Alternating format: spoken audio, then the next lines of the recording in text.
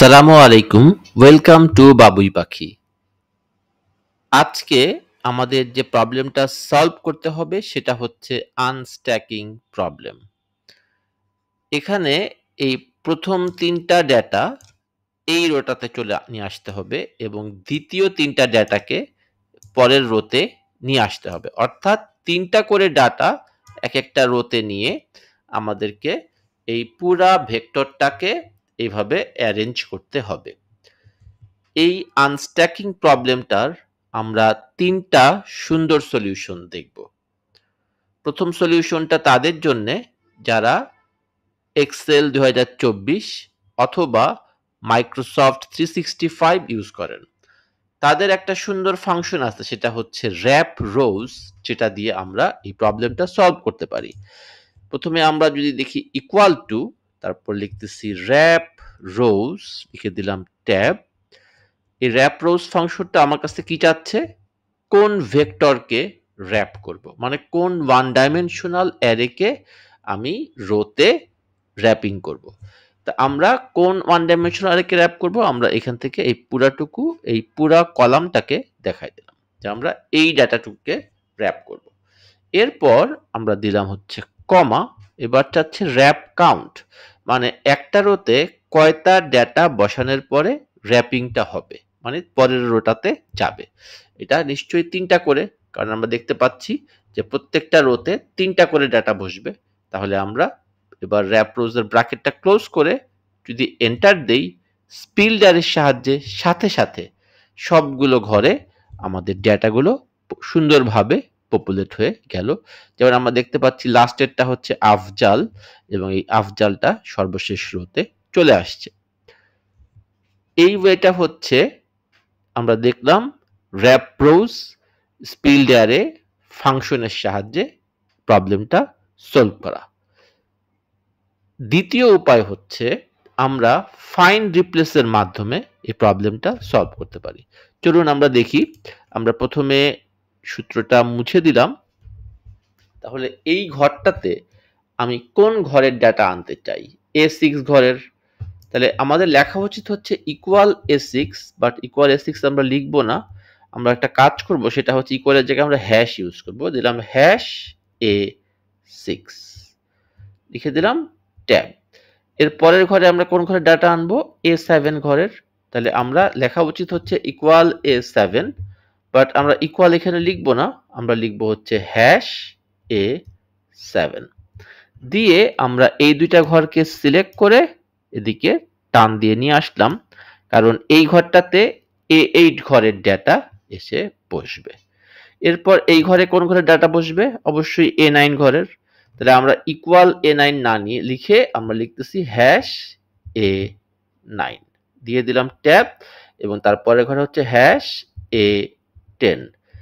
এবার এই দুইটা ঘর সিলেক্ট করে আমরা ডান দিকে এটাকে ড্র্যাগ করে দিলাম। তাহলে এই হচ্ছে আমাদের, মানে অ্যাড্রেসগুলো আমরা বসাচ্ছি, তার আগে হ্যাশ বসাচ্ছি। এবার এটাকে ধরে নিচের দিকে টেনে দিলাম। তাহলে আমার প্রত্যেকটা কোন ঘরে কোন ঘর থেকে ডাটা আসবে সেটা বসে গেল। কিন্তু আমার হ্যাশ থাকলে তো আর চলবে না, আমার এখানে ইকুয়াল আনতে হবে। এই জন্য আমরা Ctrl+H একসাথে চাপবো। আমরা ফাইন্ড হোয়াট কি রিপ্লেস করব? আমরা হ্যাশকে রিপ্লেস করে দূর করব, আর রিপ্লেস উইথে কি দেব? ইকুয়াল, মানে হ্যাশের জায়গায় আমরা ইকুয়াল নিয়ে আসব। এবার আমরা যদি জাস্ট রিপ্লেস অলে ক্লিক করি, সাথে সাথে আমার এই ডেটাগুলো ফর্মুলায় পরিণত হয়ে গেছে এবং প্রত্যেকটা ঘরের রেফারেন্স অনুযায়ী সুন্দরভাবে ডেটাগুলো চলে আসছে। এই পদ্ধতিটার অ্যাডভান্টেজ হচ্ছে এটা পুরনো ভার্সনগুলোতেও ইউজ করা যাবে। খুব সুন্দর একটা উপায় দেখলাম। এবার আমরা পুরো টেবিলটাকে ডিলিট করে দিচ্ছি। আমরা পুরাটুকু সিলেক্ট করে এখান থেকে আমরা Alt+H+E চাপলে একদম সব ক্লিয়ার হয়ে যাবে। Data, formula, colour, border, everything. তৃতীয় উপায় হচ্ছে আমরা এই কাজটাকে পাওয়ার কোয়েরির মাধ্যমে করতে পারি। যদি আপনার এক্সেল 2016 বা তার পরের যে কোনো ভার্সন থাকে, আপনার কাছে পাওয়ার কোয়েরি আছে, এটা দিয়েও প্রবলেমটা সলভ করা সম্ভব। চলুন আমরা দেখি। প্রথমে আমরা এই ডাটার উপরে কার্সর রাখলাম, এটা আগেই কন্ট্রোল-টি দিয়ে টেবিল করা ছিল। এবার আমরা চলে যাব, আমরা এখান থেকে ফ্রম টেবিলে ক্লিক করতে পারি, বাট আমরা সেটা না করে Alt+A+P+T চাপলেও এই ডাটাটুকু পাওয়ার কোয়েরিতে চলে যাবে। প্রত্যেকটা রোতে যে 3টে ডাটা থাকবে সেটা আমরা নিশ্চয়ই এতক্ষণে বুঝতে পারছি। তাহলে আমাদের সাইকেল সাইজ হচ্ছে 3 বা র্যাপ কাউন্ট হচ্ছে 3, মানে প্রত্যেকটা রোতে 3টা করে ডাটা বসবে। এই কারণে আমরা যে একটা কাজ করব, প্রথমে একটা ইন্ডেক্স কলাম অ্যাড করে সেটাকে 3 দিয়ে ভাগ করব, ভাগ করে অবশিষ্ট বের করব, ইন্টিজার ডিভাইড বের করব। দেখেন আমরা প্রথমে চলে যাচ্ছি ট্রান্সফর্ম ট্যাবে, অ্যাড কলাম ট্যাবে। অ্যাড কলাম ট্যাবের জেনারেল গ্রুপ থেকে আমরা ইন্ডেক্স কলামে ক্লিক করে দিচ্ছি ফ্রম 0। তাহলে 0 থেকে শুরু করে একটা সিরিয়াল নাম্বার পড়লো প্রত্যেকটা রোয়ের। যেহেতু আমাদের সাইকেল কাউন্ট বা র্যাপ কাউন্ট 3, মানে প্রত্যেকটা রোতে 3 করে ডাটা বসবে, আমরা এবার 2টা কাজ করব, এই ডাটাগুলোকে 3 দিয়ে ভাগ করে অবশিষ্ট বের করব। সেটা শুধু আরেকটা কলাম হবে। আমরা চলে যাচ্ছি অ্যাড কলামে, অ্যাড কলাম ট্যাবের ফ্রম নাম্বার গ্রুপ থেকে আমি চলে যাচ্ছি স্ট্যান্ডার্ড, এবং আমি এখানে দিচ্ছি মডিউলো, মানে ভাগশেষ। তো এই কথা দিলে বলতেছে যে কি দিয়ে ভাগ করে ভাগশেষ বের করব। আমরা 3, যেহেতু আমাদের সাইকেল কাউন্ট 3, আমরা 3 দিয়ে ভাগ করে সাইকেল কাউন্ট ভাগশেষ বের করব। আমরা ওকে দিলে আমার একটা মডিউলো কলাম, মানে ভাগশেষ কলাম বের হয়ে গেল। এবার আমরা আরেকটা কাজ করব, সেটা হচ্ছে এই যে ইন্ডেক্স কলাম আছে, এটাকে 3 দিয়ে ভাগ করলে মানে ইন্টিজার ডিভাইড, মানে পূর্ণ সংখ্যায় ভাগফলটা কত হয় সেটা দেখার জন্য আমি চলে যাচ্ছি ট্রান্সফর্ম ট্যাবে, এবং সেখান থেকে নাম্বার কলাম গ্রুপ থেকে আমরা চলে যাচ্ছি স্ট্যান্ডার্ড, এবং সেখানে একটা অপশন আছে ইন্টিজার ডিভাইড দিয়ে। আমরা এই ক্ষেত্রেও আবার চাচ্ছি যে কি দিয়ে ভাগ করব, আমি 3 দিয়ে ভাগ করব, যেহেতু 3 হচ্ছে আমার সাইকেল কাউন্ট, বা প্রত্যেকটা রোতে 3টা করে ডাটা থাকবে, তাই দিলাম 3 দিয়ে আমরা দিচ্ছি ওকে। তাহলে এই প্রথম রোয়ের নাম্বারগুলো সব 0 হয়ে গেল, দ্বিতীয় রোয়ের নাম্বারগুলো সব 1 হয়ে গেল। এটা আমাদের ইন্ডেক্স কলাম। এবার আমাদের যেটা করতে হবে সেটা হচ্ছে এই মডিউলো কলামটাকে সিলেক্ট করে আমরা চলে যাব ট্রান্সফর্ম ট্যাবের এনি কলাম গ্রুপে, এবং সেখান থেকে পিভট কলামে ক্লিক করব। করলে আমার কাছে চাচ্ছি যে ভ্যালুতে কি বসবে, এই ভ্যালুতে এই ডাটা কলামের মানগুলো বসবে, এবং অ্যাডভান্সডে যে আমরা এগ্রিগেশন ভ্যালু ফাংশন দিব ডোন্ট এগ্রিগেট দিয়ে আমরা যদি ওকে প্রেস করি, তাহলে আমরা দেখব যে 0, 1, 2 3টা কলাম চলে আসছে। ইন্ডেক্স কলামটাকে সিলেক্ট করে আমরা কিবোর্ড থেকে ডিলিট প্রেস করে দিব। এই 0-র জায়গায় আমরা লিখব হচ্ছে নেম, এটাকে রিনেম করে দিলাম, এবং এই 1-এর জায়গায় আমরা লিখব হচ্ছে ডিপার্টমেন্ট, এটাকেও রিনেম করে দিলাম, এবং আমরা এই 3-এর জায়গায় লিখব হচ্ছে লোকেশন, মানে আমরা এটাকেও রিনেম করে দিলাম।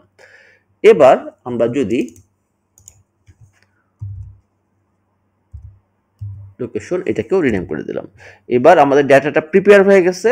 আমরা চলে যাব হোম ট্যাব, তারপরে ক্লোজ অ্যান্ড লোড 2-তে, এবং সেখান থেকে আমরা টেবিল আকারে এক্সিস্টিং শিটের কোন ঘরটায় নামাবো সেই ঘরটা দেখিয়ে ওকে প্রেস করলে আমাদের মুহূর্তেই ডাটাটা রেডি হয়ে যাবে। এই পদ্ধতিটার সুবিধা হচ্ছে যেটা কিন্তু একটা ডাইনামিক ওয়ে, অর্থাৎ আমরা যদি নিচে আরো কিছু ডাটা অ্যাড করি, যেমন আফজালের পরে আমরা যদি বসাই জুই, এবং জুইয়ের ডিপার্টমেন্ট যদি দেই HR, এবং তার লোকেশন যদি দেই ফেনী, এবং এরপর আমরা যদি এই ডাটা এসে আউটপুটে এসে রাইট ক্লিক করে রিফ্রেশ দেই, আমরা দেখব যে জুইয়ের রোটা কিন্তু এখানে অ্যাড হয়ে যাচ্ছে।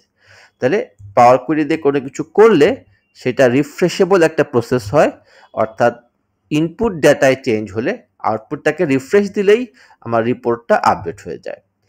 এই পাওয়ার কোয়েরি আমরা 2016 ভার্সন থেকে এক্সেলে আসে, অর্থাৎ 16, 19, 21, 24 অথবা মাইক্রোসফট অফিস 365 এর যে কোনোটা যদি আমাদের থাকে আমরা পাওয়ার কোয়েরি ইউজ করতে পারবো। তাহলে 3টা সুন্দর মেথড দেখলাম আমরা। কোন মেথডটা আপনার জন্য সুইটেবল বা কোনটি আপনি পছন্দ করেন কমেন্টে কাইন্ডলি জানাবেন। আর এ ধরনের দারুণ সব কৌশল জানতে এক্সেল ডাটা স্মার্ট ট্রেনিং এ অংশ নিন। যোগাযোগ করুন 01972 411 511 নম্বরে, এবং এই ভিডিওটা লাইক এবং শেয়ার করতে এবং চ্যানেলটাকে সাবস্ক্রাইব করতে ভুলবেন না।